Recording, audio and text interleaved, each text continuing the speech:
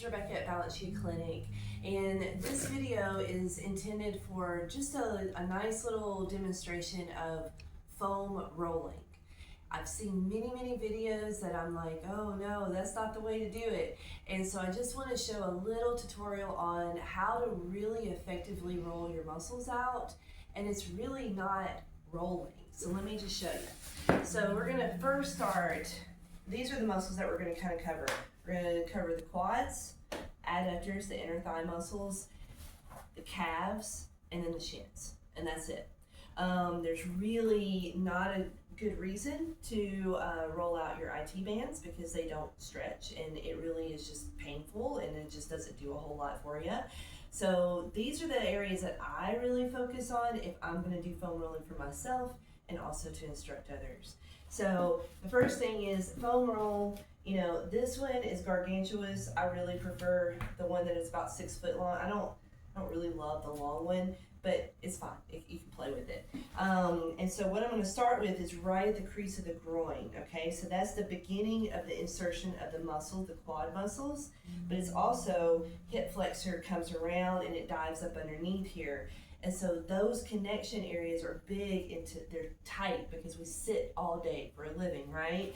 And so we're gonna land right there on top of that crease of the groin. I use my other foot just to pivot, so that's just a weight. And so I'll just lay right here. First, I'll just hang out and just let it be. And let that muscle relax just a little bit. And then I'll use my opposite foot to push off to shift my weight over. So what you're doing is a cross friction, like the muscles are going this way, you're going the opposite way. And then I might flex my foot and wave around from side to side. And then once I'm like, oh, okay, this feels really good, it's kind of calmed down, now I inch forward another inch. Same position, same action. You're just shifting back and forth. You can extend the leg, you can go back and forth with your calf and your foot, and then you keep going, and then you go until about 2 inches above your knee. So that muscle right in that area is a stabilizer for the knee. So you don't really want to work with that too much. Like, you don't need to, and you might cuss me later. So, and then we've got the adductors. So they start right at the inner crease. This is the one where I say, oh, you might want to do this one alone. Maybe not an audience, because you're up on this thing. And so you're really as high up as that bolster will go. And then you can roll a little bit, but what you're going to use is this opposite leg to pivot you, right? So to shift, and so that you can really feel it in that adductor. And you can also extend the leg. Yeah, you're really just playing. And then once you're like, that's feeling better, so then you inch down 1 more inch. Do the same thing. It's probably going to be more intense. At least that's what I'm feeling right now. And then you're going to come up and down until it starts to calm. And then when it starts to calm, then you're like, moving on. Right there. Come on down. And then again, about 2 inches above the knee.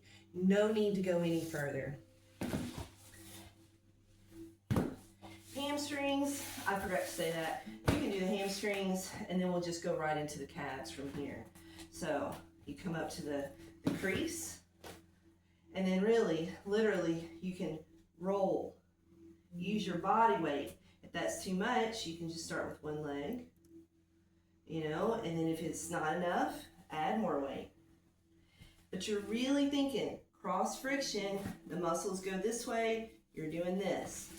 Calves, I usually start at the bottom because it just feels a little bit better that way. And so you're dead center in the calf. And so you can start with just that, coming up. This one you can roll a little bit just because you have that variability to work with. But really when you find that tight point, then shift back and forth, using the friction and the weight of your leg. And again, you can come up on both, and you can shift both ways. So you just have a little bit of fun. I would hang out right at the ankle because that just feels really good. And then, so there's hamstrings and there's calves. Tibialis anterior. Low back pain? Do this. Please do this. Try it, see if it works, as it did for me. And so this muscle, this one's a little trickier. So forward. So now I'm crouched on top of it. And so I can use the weight of my arms, my chest, and I can shift back and forth. You can also wave your foot around, roll around in circles, and then opposite direction.